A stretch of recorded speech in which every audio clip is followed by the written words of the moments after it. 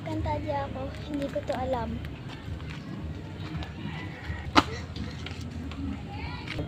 Sino ka? Sino ka? Hindi kita kilala. Pasneya! Sino ka rin? Sumama ka sa akin. Shit. Hindi ka dito. Hindi kita kilala. Hindi ka kailangan mo. Tali.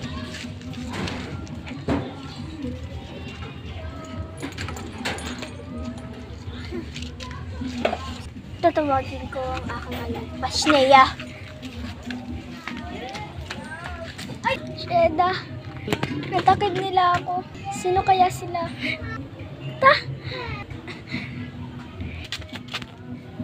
Diyos. Tulungan mo ko. Danaya. Bakit aking kapatid? Si Tera ay nasa Encantadia na. Muling niliwanag ng Encantadia sapagkat nandito na si Tera. Abisala, mahal na Emre. Aking Alve. May...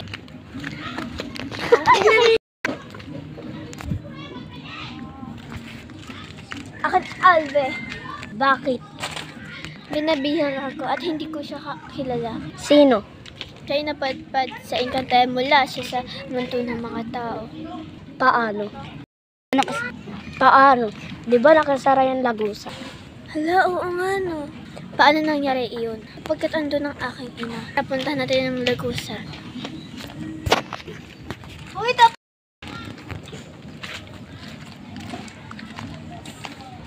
ito ang aking nabihan. Mula siya sa mundo ng mga tao. Sino iyan?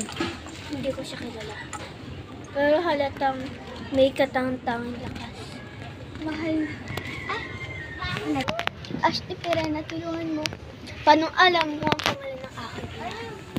At paano mo nakilala ang aking ata? Ngunit Ashley ko siya. Sapagkat ako daw at nakapagligtas na Encantadia. Hindi yan maaari. Sa mundo ng mga tao iyon at tanggalin ka doon. Maniwala kayo sa akin. Ano ang iyong pinagsasabi? Hindi ka namin maintindihan. Ako si Tera.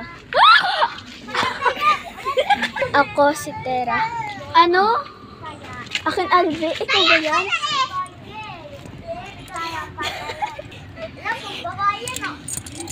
Ikaw ay nagmula sa mundo ng mga tao. Tera, matagal na kitang hinahanap. Halika na tayo ay umuwi. Uli. Muling nagparamdam ang aking...